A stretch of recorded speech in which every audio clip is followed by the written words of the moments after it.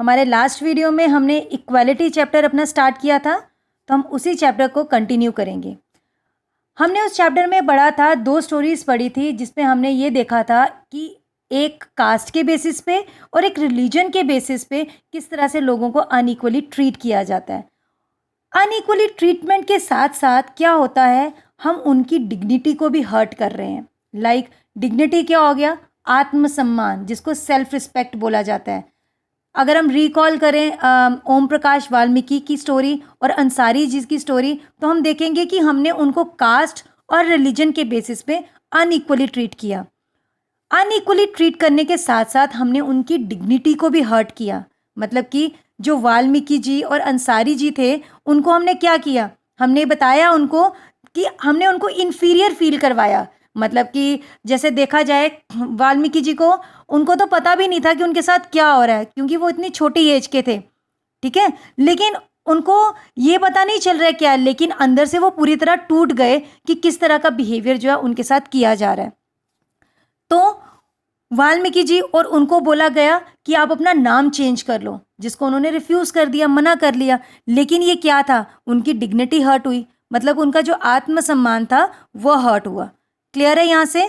तो हमें लोगों को, चाहे वो किसी भी रिलीजन के हों, चाहे किसी भी कास्ट के हों, सभी जो हैं वो इक्वल ट्रीटमेंट डिज़र्व करते हैं और सबकी जो डिग्निटी है उसकी रिस्पेक्ट करनी चाहिए, आत्मसम्मान की रिस्पेक्ट करनी चाहिए। हमें इस तरह से नहीं करना चाहिए।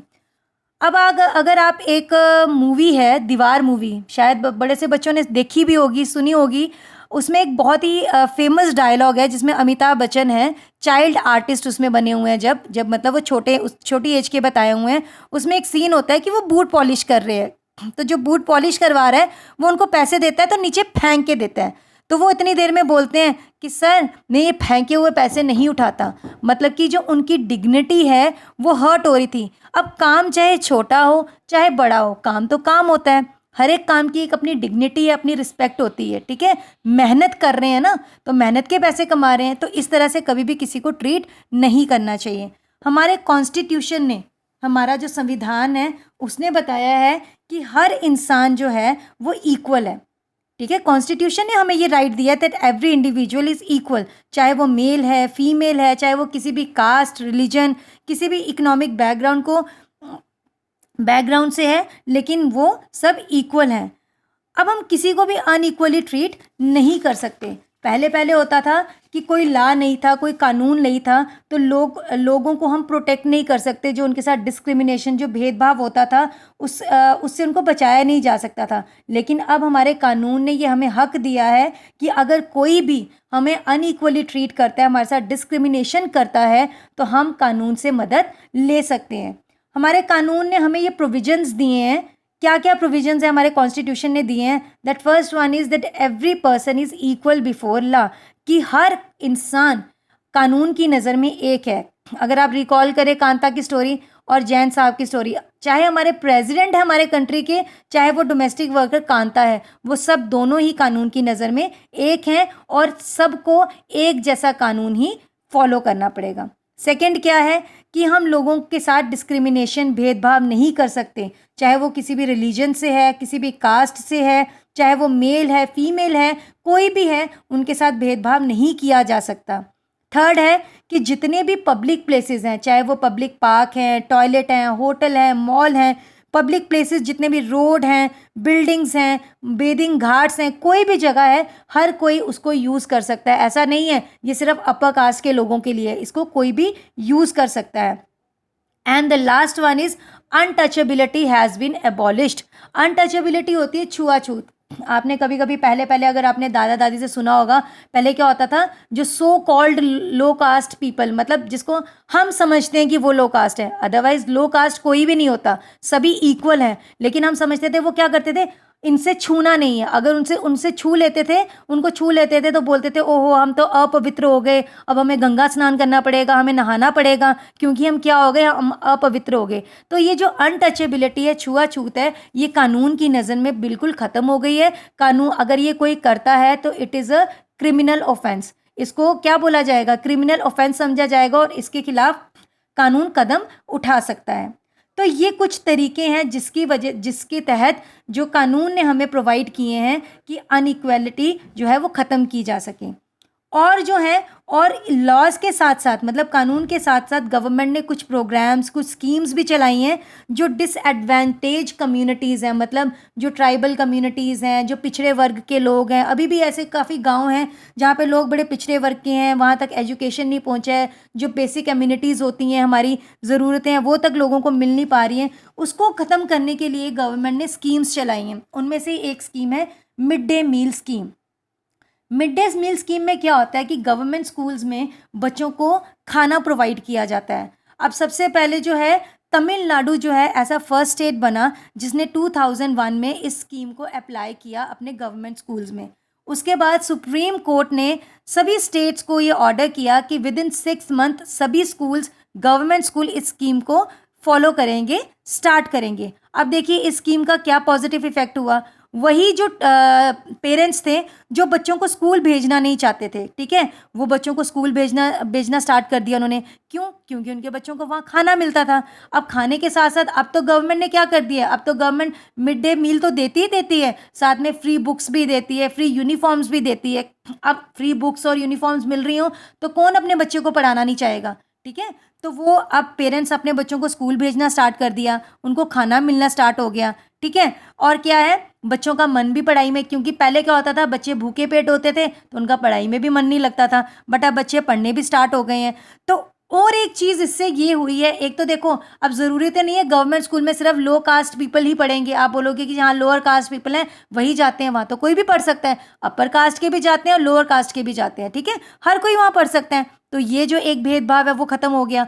दूसरा जो कास्ट प्रेजुडिस, मतलब लो कास्ट और अपर कास्ट के, हमने कास्ट प्रेजुडिस किया, आपने 6th क्लास में प्रेजुडिस पढ़ा होगा कि किसी के बारे में हम नेगेटिव ओपिनियन बना लेते हैं। मतलब कि आपने पहले ही एक दलित के लिए नेगेटिव ओपिनियन बना ली, ये होते ही ऐसे हैं, ये पहनते ही गंदे कपड़े हैं, इनको बात करने का ढंग नहीं है। तो ये चीज़ जो है वो यहाँ आके ख़त्म हो गई, क्योंकि हर कास्ट का बच्चा यहाँ पे आके पढ़ रहा है, खाना बन रहा है, सभी बच्चे एक तरह का खाना खा रहे हैं। और एक और चीज़, कई बार होता है जो खाना बनाती हैं वहाँ पे, ठीक है, जो मिड डे मील बनाने वाली लेडीज़ होती हैं, कई बार वो दलित वुमेन्स होती हैं। तो ये देखो ये कास्ट सिस्टम एक तरह से ख़त्म हुआ यहाँ पे आके। तो गवर्नमेंट ने हमें, कॉन्स्टिट्यूशन ने प्रोविजंस तो दिए ही हैं कानूनी तौर पे, दूसरी ये स्कीम्स जो हैं स्टार्ट करके इससे भी जो कास्ट सिस्टम है अनइक्वालिटी को ख़त्म करने की एक कोशिश की गई है, ठीक है। बच्चे पढ़ने आ रहे हैं, उससे क्या हो रहा है, जो स्कूल में एनरोल है, मतलब बच्चे जो हैं वो बढ़ गए, इंक्रीज़ हो गया, ठीक है। तो ये चीज़ हो गया कि इस तरह से जो पहले दलित चिल्ड्रन जैसे वाल्मीकि और अंसारी थे उनको अनइक्वली ट्रीट किया गया, लेकिन अब मिड डे मील की स्कीम अगर बात करें तो इस सिचुएशन से उनको क्या हुआ है, इससे उनकी सिचुएशन थोड़ी सी इम्प्रूव हुई है, ठीक है। उसके बाद लोग जो हैं, लेकिन अभी भी बहुत से लोगों की जो एटीट्यूड है, लोगों की सोच में चेंज जो है वो बहुत धीरे धीरे आ रहा है। अभी भी लोग जो हैं इतने अवेयर नहीं है, चाहे डिस्क्रिमिनेशन कानून के खिलाफ है भेदभाव, लेकिन अभी भी लोग जो है कास्ट के बेसिस पे, रिलीजन के बेसिस पे, इकोनॉमिक स्टेटस, अमीरी गरीबी, इस बेसिस पे, औरत है इसको क्या करना है पढ़ के, इसने तो घर के काम ही करने हैं, इस बेसिस पे अभी भी उनके साथ भेदभाव कर रहे हैं, उनको बोल रहे हैं कि ये इन्फीरियर हैं। इवन कि हर इंसान को जो है इक्वली ट्रीट करना चाहिए। अब ये चेंज सोसाइटी में तभी आएगा जब हमारी सोच बदलेगी। तो हमारी सोच बदलेगी तो अपने आप इक्वालिटी जो है वो हमें नज़र आएगी, लाइफ के हर स्फेयर में, सोसाइटी में हर जगह नज़र आएगी। तो अगर इक्वालिटी की बात करें तो ये एक कॉन्टिन्यूअस स्ट्रगल है, मतलब चलता रहा ये प्रोसेस जो है वो सिंस इंडिपेंडेंस से लेके आज तक ये प्रोसेस जो है चल रहा है, इक्वालिटी, कि लोगों को हर स्फेयर में लाइफ के इक्वालिटी मिले। अब यहाँ तक इक्वालिटी सबको क्लियर हुआ है। अब हम दूसरी कंट्रीज़ की बात करते हैं। दूसरी डेमोक्रेटिक कंट्रीज़ की अगर बात करें तो एक यूनाइटेड स्टेट्स ऑफ अमेरिका की बात करें तो वहाँ पे अफ्रीकन अमेरिकन, जैसे आपने पढ़ते ही हम काले गोरे, ठीक है, अमेरिकन अपने आप को गोरे कहते हैं और दूसरों को काले बोलते हैं। तो उनकी अगर बात करें तो अमेरिकन ने बहुत सालों पहले जो अफ्रीकन्स थे उनको अमेरिका में लाया था एज ए स्लेव, उनको अपना स्लेव बना के लाया था, उनको काम करवाने के लिए, ठीक है। तो ये जो है, जो अनइक्वालिटी है वो सदियों से चली आ रही है, ठीक है। उसके बाद क्या हुआ, एक मूवमेंट चला 1950 में, जो अफ्रीकन अमेरिकन्स ने अपने लिए आवाज़ उठाई, क्या हुआ, एक बार की बात है, पहले तब क्या होता था कि जब अमेरिकन्स बस में चढ़ते थे और अगर अफ्रीकन कोई बस में चढ़ा है, मतलब काला कोई अगर बस में चढ़ा है, अपनी सीट पे बैठा है, तो जैसे वो देखता था कि अफ्रीकन गोरा जो है आ गया बस में, तो उनको अपनी सीट देनी पड़ती थी, मतलब कि उनको अपनी सीट से उठना पड़ता था और अमेरिकन को अपनी सीट देनी पड़ती थी। मतलब इस तरह से उनको अनइक्वल ट्रीट किया जाता था। लेकिन एक बार रोज़ा पार्क लेडी थी, 1913 से लेकर 2005 तक उनका लाइफ स्पैन था, वो अफ्रीकन अमेरिकन थी। पूरे दिन के काम के बाद वो बस में बैठी हुई थी, वो बहुत थकी हुई थी। तो 1 दिसंबर 1955 की बात है, उन्होंने रिफ्यूज़ कर दिया, मना कर दिया अपनी सीट देने के लिए अमेरिकन को। और वो जो एक उन्होंने एक मना किया, एक जो मतलब एजिटेशन मतलब स्टार्ट की, एक मूवमेंट स्टार्ट की, उसने एक पूरी मूवमेंट का रूप ले लिया जो बनी civil right movement. Civil right movement जो थी, ये एक्ट बना 1964 में कि रेस क्या होता है, रेसिज्म, इसको काले गोरे के बीच में भेदभाव को रेसिज्म बोला जाता है। उनके रिलीजन के बेसिस पे, कहाँ से वो आए हैं, अफ्रीका से आए हैं, काले हैं, इस बेसिस पे जो डिस्क्रिमिनेशन है उसको बिल्कुल रोक दिया गया। ठीक है, पहले क्या होता था, जो अफ्रीकन के बच्चे थे उनके लिए सेपरेट स्कूल्स होते थे, मतलब कि वो ऐसे गवर्नमेंट स्कूल्स में पढ़ते थे जहाँ पे इवन कि टीचर्स भी ज़्यादा क्वालिफाई नहीं होते थे। और जो अमेरिकन्स के बच्चे थे वो बहुत अच्छे अच्छे स्कूलों में पढ़ते थे। ठीक है, अगर वो अमेरिकन के बच्चे गवर्नमेंट स्कूल में भी पढ़ते थे अगर, तो वो गवर्नमेंट स्कूल्स भी बहुत अच्छे होते थे और हाईली क्वालिफाइड टीचर्स होते थे। लेकिन इतना भेदभाव जो है, अगर आपको याद होगा, अगर आप रिकॉल करें, कुछ टाइम पहले की बात है, जब ट्रम्प जो है, डोनाल्ड ट्रम्प जो अमेरिका के प्रेसिडेंट है, उनके टाइम की बात है, अभी कुछ ही टाइम हुआ है। एक मतलब अगर काले गोरे की बात करेंगे तो एक काले की डेथ हो गई थी अमेरिकन से, और लोगों ने इतना ज़्यादा प्रोटेस्ट किया था, लोगों में इतना गुस्सा था कि लोग वाइट हाउस जो अमेरिका का है, वाइट हाउस, वहाँ तक चले गए थे और कितनी गोलियाँ चली थी, कितने लोग मर गए थे। मतलब कि उन्होंने एजिटेशन किया, कि प्रोटेस्ट किया कि उनके साथ जो भेदभाव आज भी हो रहा है उसको ख़त्म किया जाए।